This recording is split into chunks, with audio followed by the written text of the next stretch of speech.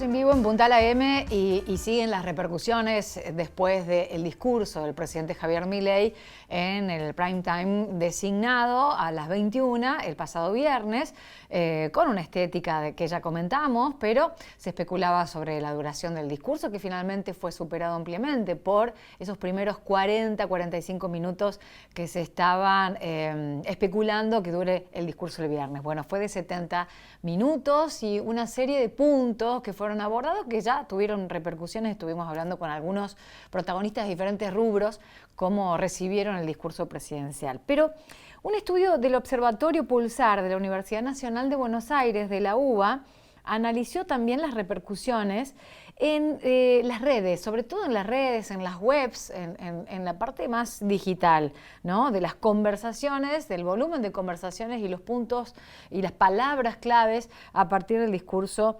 presidencial. Hoy vamos a hablar con Kevin Grumba, un analista político especialista en comunicación digital del Observatorio Pulsar UBA, que ya está en diálogo y le agradecemos con Punta la M. Hola Kevin, Paula te saluda, ¿cómo estás?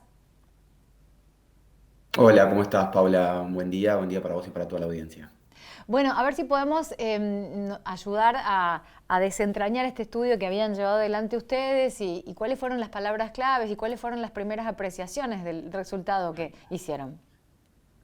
Bueno, efectivamente lo que nosotros encontramos analizando el discurso de Javier Milei, es decir, todo el impacto de la conversación digital sobre el discurso de Javier Milei en el Congreso, lo primero que notamos es el volumen de conversación que se generó, un volumen no similar, es decir, un volumen que representó más o menos el 60% de lo que fue su discurso de asunción presidencial. Si entendemos que su discurso de asunción fue uno de los más vistos, bueno, estamos hablando de que Javier Milei y lo que haga Javier Milei en ese sentido todavía mantiene el interés de los argentinos y las argentinas y mantiene la centralidad dentro de la conversación. Eso en primer lugar, el volumen que se generó y el control casi total de la agenda que generó por ese momento, y después un aumento en la positividad alrededor del presidente que venía en cierto sentido a la baja su imagen digital, veníamos registrando conversaciones negativas alrededor alrededor del presidente, y luego del discurso de la Asamblea Legislativa notamos un leve aumento en la positividad que hoy es más grande que la negatividad. Es decir, hoy estamos en un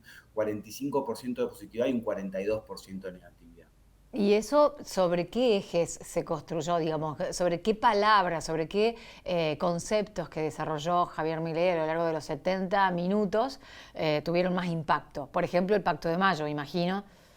Bueno, exactamente. El Pacto de Mayo tuvo mucha aceptación, pero en general lo que más repercusión generó y lo que más positividad generó fueron todas las conversaciones y todas las menciones respecto de los cambios en el sistema político, ¿no? Eso Mm. de que habló de la quita de jubilaciones de privilegio, cuando habló de modificaciones respecto del uso de millas para en los pasajes de avión, cuando habló de, bueno, algunos temas sobre los financiamientos de los partidos políticos, sobre las condenas de corrupción y no por ser candidato.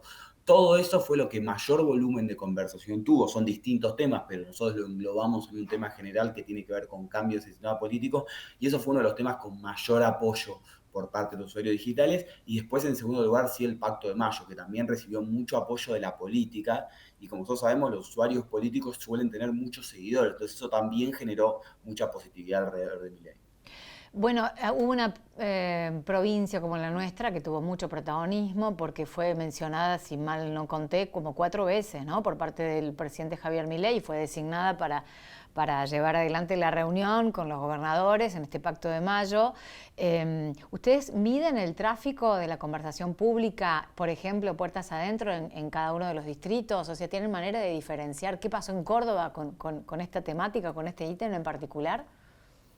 Bueno, mira, nosotros tenemos la posibilidad de hacerlo, en esta posibilidad no lo hicimos un análisis de toda la Claro. conversación digital, porque lo que nosotros entendemos a veces es, hay algo que el funcionamiento de las redes sociales, muchas veces, aún cuando vos estás, digo, no solamente los usuarios de Córdoba o los usuarios de Entre Ríos o los usuarios de Santa Cruz, por así decirlo, hablan sobre su provincia, es decir, todos los usuarios de distintos lugares Sí. terminan hablando sobre distintas geolocalizaciones, por así decirlo. Entonces, por eso nosotros tomamos la decisión de medir toda la conversación, porque de esa manera tenemos la posibilidad de incorporar más volumen de datos, por así decirlo, en análisis. Bien, y con respecto a la negatividad, hay un ítem que tiene que ver con la educación, o la falta de mención a la educación para algunos, o la denostación de la educación pública, según se lea, para otros, ¿no? Es uno de los ítems que se analizó como negativos.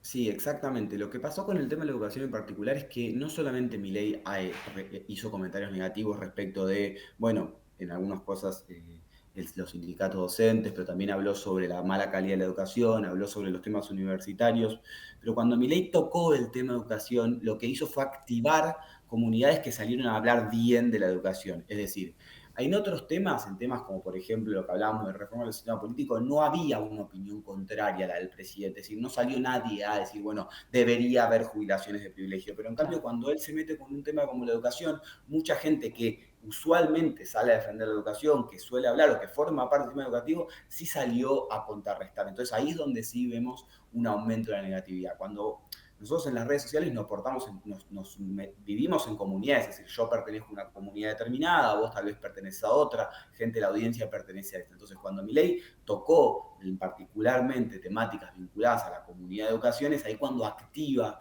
a los usuarios que están, en cierto sentido, esperando a ver qué era lo que iba a decir, y en ese sentido fue cuando vemos el crecimiento de la negatividad. Y otra cosa que quería preguntarte era el rating, porque en algún momento en la previa, bueno, especulábamos sobre el por qué había elegido ese horario, la metodología, la estética tan norteamericana, que queda como anecdótico en un sistema de comunicación que se hizo muy fuerte, de La Libertad Avanza, en redes sociales, donde se supone que el consumo es atemporal prácticamente, es menos el en vivo, sino el que se consume después cuando yo quiero y cuando quiero, tengo ganas, pongo el discurso del presidente. De todas maneras, desde el gobierno nacional se eligió priorizar el prime time para que la cantidad de gente lo pueda ver en vivo, y logró 51 puntos de rating, una cosa histórica, ¿no?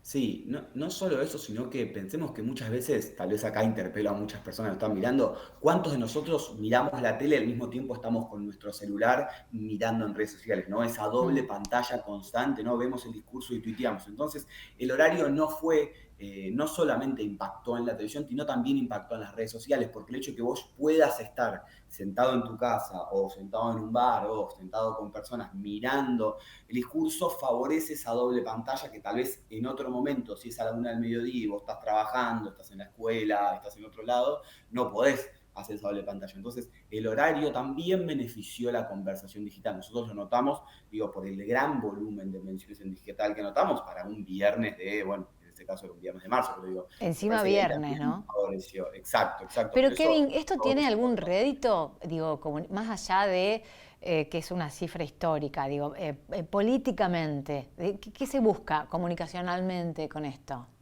El control de la agenda. Digo, sí, tiene rédito por lo menos a corto plazo porque vos lo que lográs hacer es controlar la agenda. Lográs que se hable de lo que vos querés, en cierto sentido que se hable del tema que vos querés. Entonces, lo que está haciendo el gobierno y lo que viene haciendo el gobierno en varias situaciones distintas es tratar de tener el control de la agenda. Es, bueno, se va a hablar de este tema. En los medios se va a hablar de este tema y en las redes se va a hablar de este tema. Milei lo viene haciendo desde la campaña. Milei ha logrado casi toda la campaña marcar cuál era el tema de conversión y me parece que también lo logró hacer durante los últimos meses de gobierno, que es, bueno, hay que ver si esto es positivo o negativo para el gobierno, eso es un segundo nivel de análisis, pero en primer nivel de análisis yo lo que te digo es, logran control de la agenda, Claro. logra que se hable del tema que yo quiero y que se centralice en estas temáticas. Después, no sé, si yo te dijera, es mucho mejor el control de la agenda que logró con el Pacto de Mayo y logró que se hable bien, que bueno, lo que podría haber logrado cuando tuvo una discusión con Lali Esposo. Tal vez en ese sentido hay control de la agenda, pero no es tan beneficioso. Ujú. Acá me parece que no solo lograron un control de la agenda, sino que la conversación que se generó es totalmente positiva para el gobierno.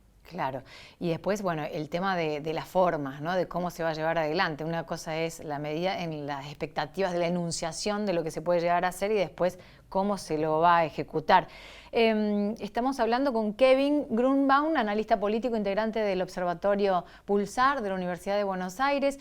¿Cuál es el próximo estudio o la próxima parada que tienen para analizar datos, Kevin? Bueno, nosotros vamos a estar muy atentos a todo lo que es la evolución de la imagen presidencial, vamos a estar siguiendo prácticamente casi día a día con los distintos momentos, obviamente el Pacto de Mayo, y después vamos a estar analizando también la fluctuación de la imagen presidencial y analizando también la fluctuación de la imagen presidencial en comparación con otros presidentes de la región. Eso todavía no tiene, lo van a hacer, lo van a llevar adelante o lo están Exactamente, trabajando. eso lo estamos trabajando ahora, todavía no tiene fecha de publicación. Bueno, estaremos atentos entonces y hasta una próxima comunicación con esos resultados interesantes. Muchas gracias. Por favor, a ustedes. Hasta luego. Bueno, nos vamos a hacer una pausa en Punta de la M y ya continuamos con más hoy hasta las 12:30.